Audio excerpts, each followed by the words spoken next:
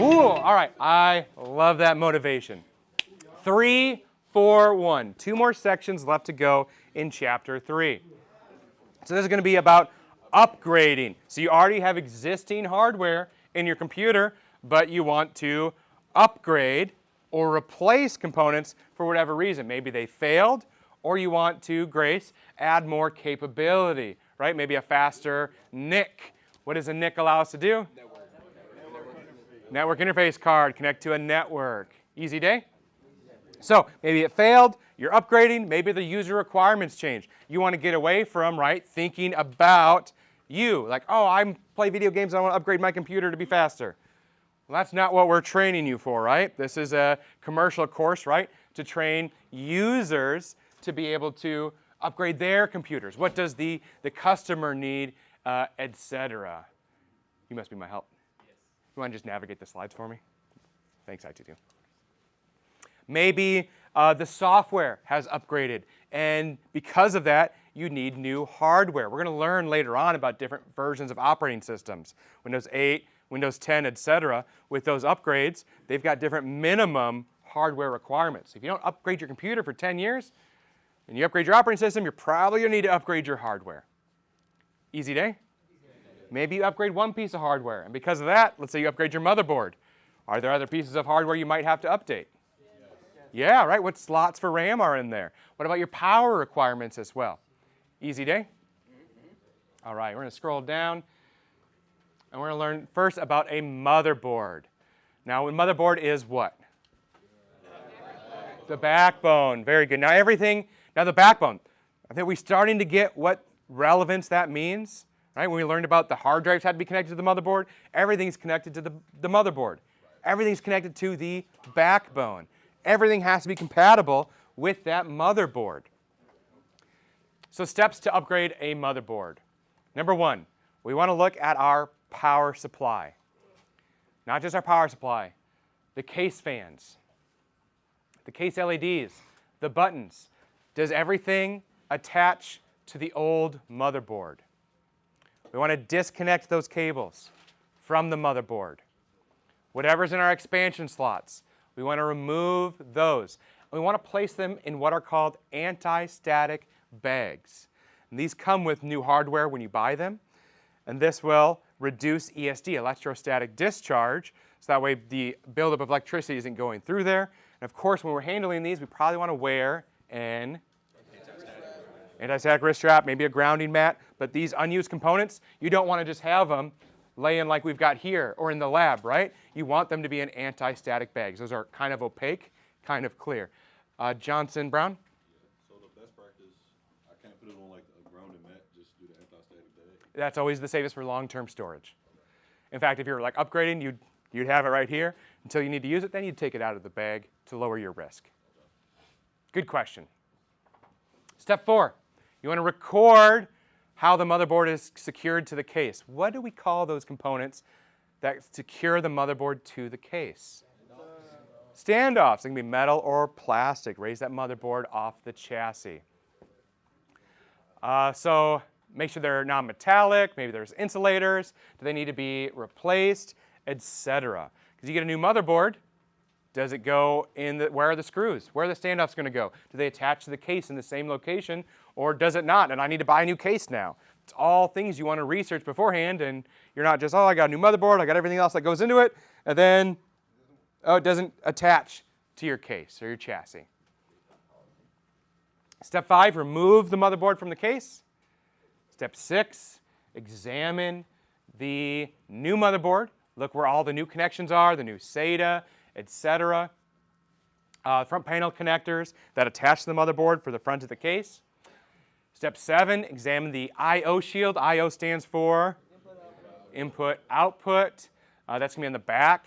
Replace that with the new one because of the new motherboard. So of course it's going to have new input, output. Maybe you've got some updated input, outputs.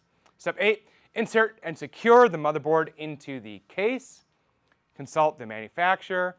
Make sure that the screws are the correct length. You don't want to screw it in too tightly or over tighten. And we mentioned before, right, you don't want to crack that PCB. Also, if you screw too tightly or use the wrong size screws, pieces of metal can come off of those screws, right? Which is definitely a risk. There's some moving parts in there, but also metal is conductive. It can cause short circuits for various buses or components requiring you to replace different things. Step 9, we're going to connect the power supply, case fans, the LEDs, the front panels, all of that stuff. And finally, step 10, once it's in place, install and secure the expansion cards. Easy day? Here's a picture. We've seen this before. On the right, we see, what is that attached right there to the chassis? Anti-static wrist strap, which attaches to what? Wrist. Booyah. We have an anti-static bag on the left. Oh, and there is an anti-static bag on the left there. Now, if you put something in there, right, it is, the background is reflective, but it is kind of opaque. You can see what's in there. So you'll have a lot of these that come with every component. Upgrading the brain. What's the brain? CPU. CPU. CPU stands for Central Processing Unit. This is a big one. What are some things you may have to consider, or other hardware you may have to consider when you're upgrading your CPU? The form factor. Specifically, what are two form factors? LGA and PGA. So what component does that connect to then? The motherboard, right? That motherboard has to have the same socket. It has to be either PGA or LGA. Easy day? As well as the bus, right? You want to make sure, oh, maybe your motherboard is a 32-bit PGA, and you're going to a 64-bit LGA. Definitely not going to be compatible, right? So you want to research all of that stuff. Now, also when you're upgrading the CPU, you're going to have to disassemble all the stuff that was attached to the CPU. So I've got the motherboard. What goes on top of the motherboard is the CPU. What goes on top of the CPU? Paste. Thermal paste, thermal compound, and then heat sink. Active cooling. And then our CPU fan. CPU fan. So not only when you buy a CPU, you're going to have to take that all apart, right? That thermal paste, thermal compound is also an adhesive. You're going to have to reapply thermal paste, thermal compound to that entire surface of that CPU. The power requirements as well. So with a socket, are our power requirements different? Is everything going to be compatible? So we've made all these decisions, done the research. Step 1 to upgrade the CPU, if we scroll up, is align the fan so it faces the correct direction to draw air in or out. Then mount the fan in the correct orientation, and then connect it to the power supply. Easy day? Easy day. Abdul, question? Why can't you have the fan face any type of way? Good question. So think about heat dispersion, right? You don't want to, let's say it was really, really warm in this building, and we wanted to get some airflow going. We wouldn't put a fan to draw air in and push air out right by that door, right? We probably want to draw air in and have it complete, like go through, right? So wherever, when we're looking at our case, where are we drawing cool air in from and pushing it out? Same place. We wouldn't want our CPU to push warm air towards the intake, right? It's just going to warm it up and then push it back over. So make sure it's all flowing together. Does that work for you, Abdul? Yes, thank you so much. Next, we already talked about requirements. Does it fit into the CPU socket, LGA, PGA? Has to be compatible with the motherboard chipset. What's the chipset? Motherboard.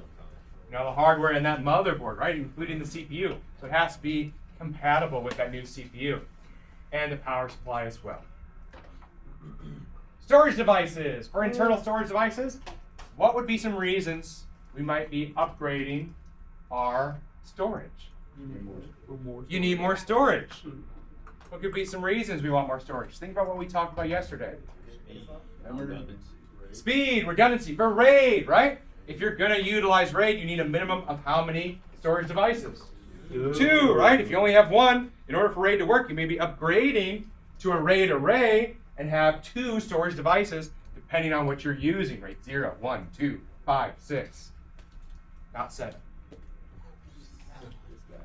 Maybe you're upgrading the speed of your hard drive. Maybe you're going from 5,400 RPM to 15,000 RPM, or even faster, which would be a solid-state drive. Easy day? Another reason, let's say you've got memory in your computer. When I say memory, what hardware are we talking about? RAM, very good. Let's say you've got a very large file that needs to be processed in RAM, but you don't have enough room in your RAM to process it, but it has to be done. Well, what your computer can do is take part of your storage and have that act as what's called VRAM.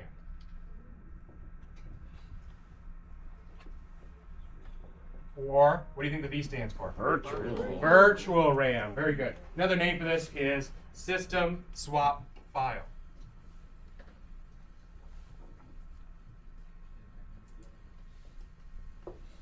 SSF. So VRAM, System Swap File. What this will do is it'll allocate or take part of storage, and it'll have that act as RAM so it can get this done. Now, does this change the structure of how a computer works and how the storage goes through the south bridge and then the north bridge? No, right? Because this storage device is still connected to the south bridge and the north bridge, right? So this VRAM, this system swap file, it's not going to be as fast as RAM, but it can act as RAM. It's going to be slower, but it can get the job done. Make sense? Yes. Okay, so that is VRAM. Another name for it is system swap file. Now, if you're doing that, a requirement to do that is you need to have at least 2 drives. So it could be a reason. Maybe you're backing up your hard drive. These are all reasons. So step 1 to upgrade your storage is to place the hard drive in an empty bay. Tighten the screws. We don't do that in our labs though, right? Nope. No. But for your computer, you probably would, or for someone else's. Step 2, connect the drive to the motherboard. And what type of cable do we typically use? SATA. How many pins connected to the motherboard? 7, because that's data. And then we're going to connect it to power, which is what type of cable? SATA, power, 15 pins. Questions? Next, we have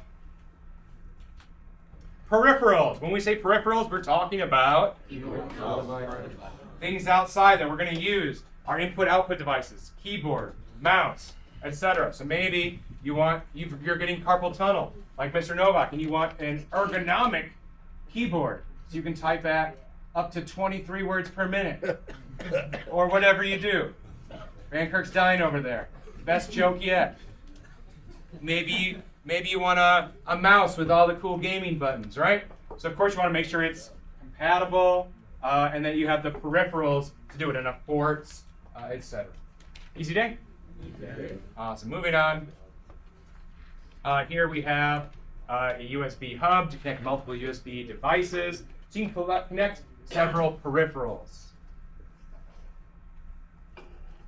PSU stands for Power Supply Upgrade. Unit. I like to know we're reading off the screen. We want to upgrade our power supply.